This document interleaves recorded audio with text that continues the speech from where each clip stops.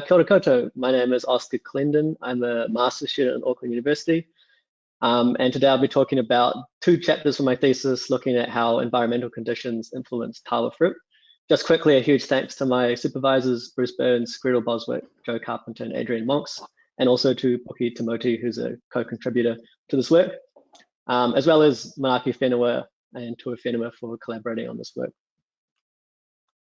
Okay, so just a bit of context first. Tawa is an endemic tree which is widespread through the North Island and occurs at the top of the South Island.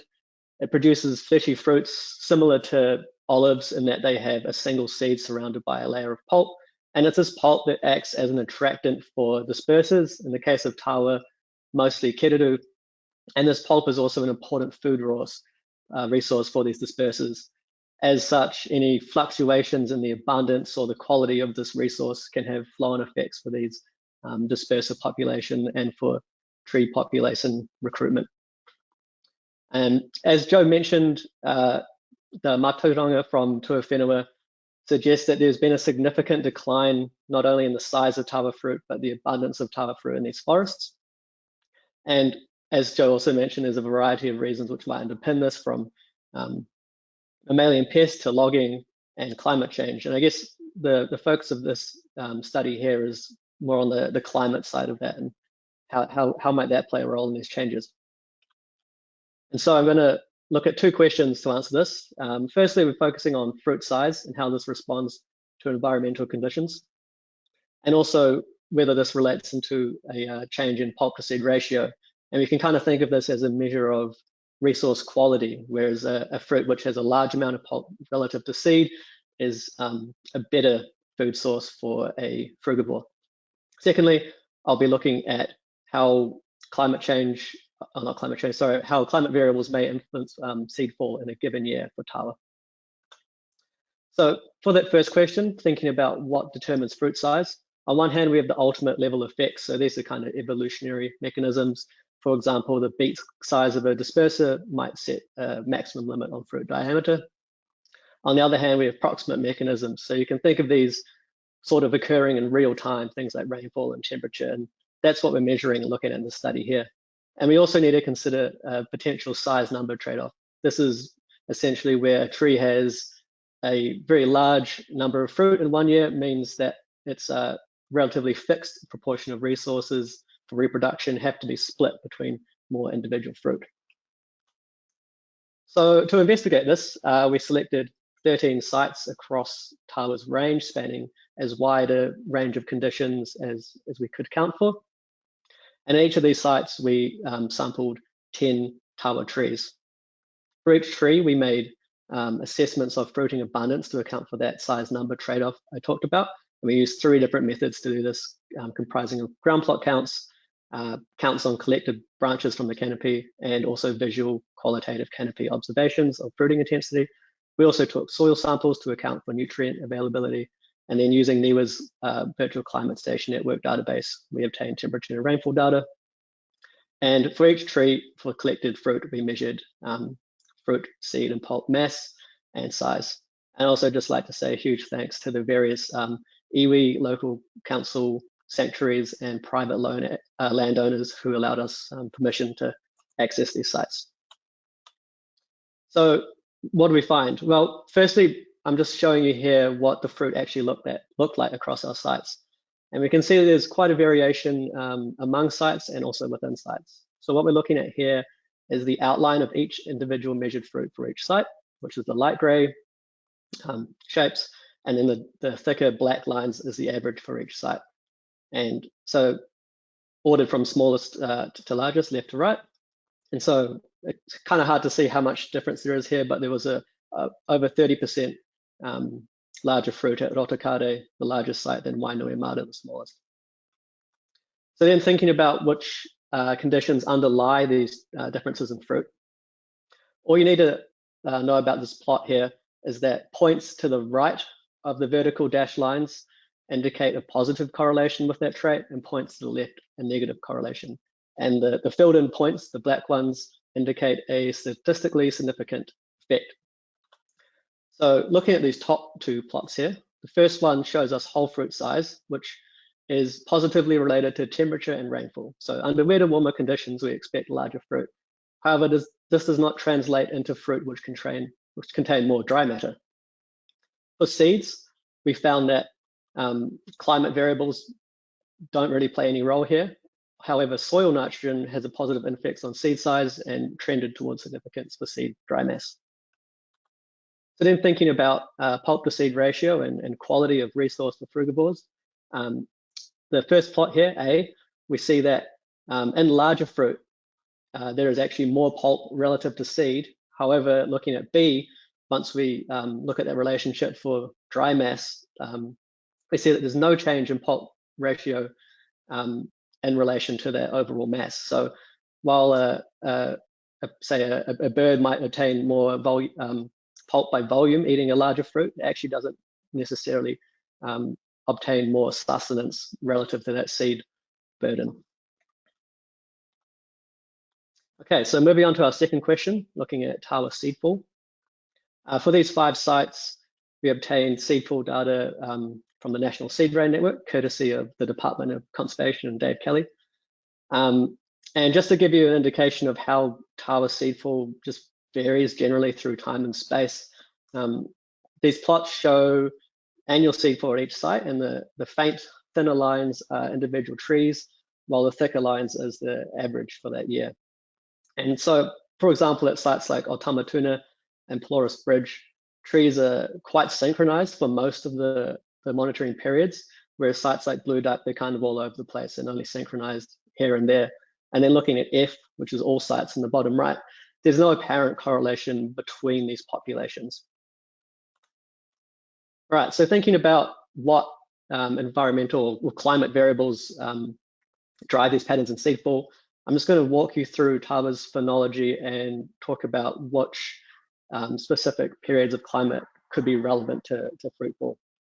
So starting off in the growth period before reproductive initiation occurs, typically cool and wet conditions during this time allow trees to pay more growth and therefore potentially store more resources, which they can then allocate to reproduction in the subsequent year.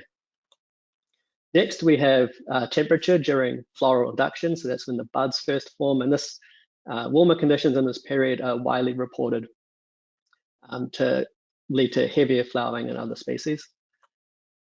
Then we also have reproductive inhibition or resource depletion from the crop in the previous year. So if you think about a very large crop, leaves less resources for investment and reproduction in the next year.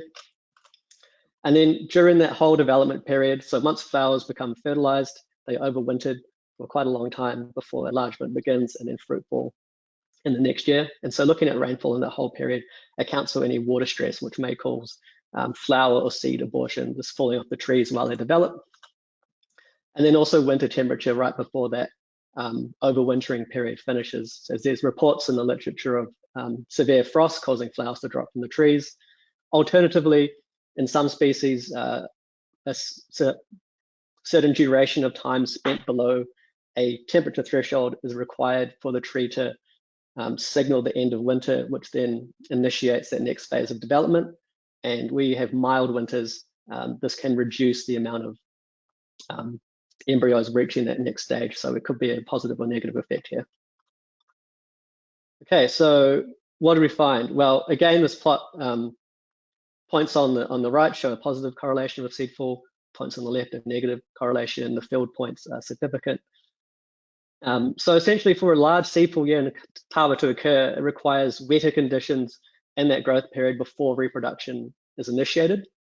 And it also requires wetter conditions during fruit development, which is likely due to amelioration of water stress, which can cause fruit to be aborted halfway through. Interestingly, we found quite a strong negative correlation with winter temperature, which suggests that perhaps there is actually some dormancy mechanism taking place where a certain chilling requirement is needed to actually allow those overwintered flowers to be released from dormancy and begin to develop into mature fruits and seeds. And we also saw a negative effect from seedfall in the previous season, so it's likely a result of resource depletion.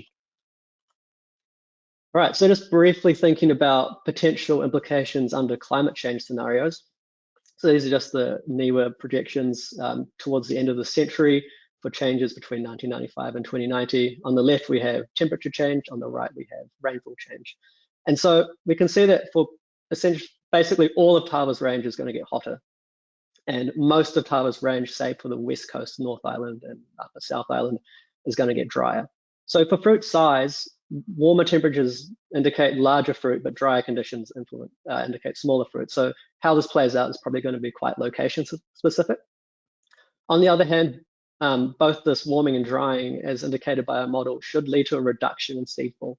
And I think this is probably going to be have far more of a negative impact on frugivores such as kiddo, rather than any reductions in fruit size. And the reason being, just using Otamatuna as an example here, is that fruit can only get so much smaller under these conditions, as we saw in that first model. But when we think about fruit abundance in a given year, as we can see here, and this might be part of Tawa's natural reproductive patterns. This is quite a short seedfall data set, but at least it shows that for what's this, 5 years in a row, you can have very little seedfall. And so in a forest like Tuawhenua, where Tawa is so dominant, if this is the case, then we've got quite a long period where Tawa is just not going to be part of the diet available for these birds.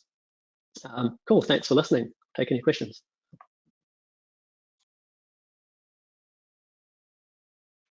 Thank you very much, Oscar. That was great and very close to time. So I've got one question so far from the audience. Do we have any idea about the significance of mycorrhizal associations for Tawa?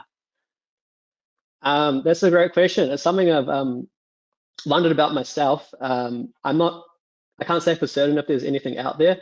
Nothing that I've come across that's directly investigated. I know there is a mushroom that specifically grows from Tawa, I think kind of trunks in the base of roots. Can't remember its name.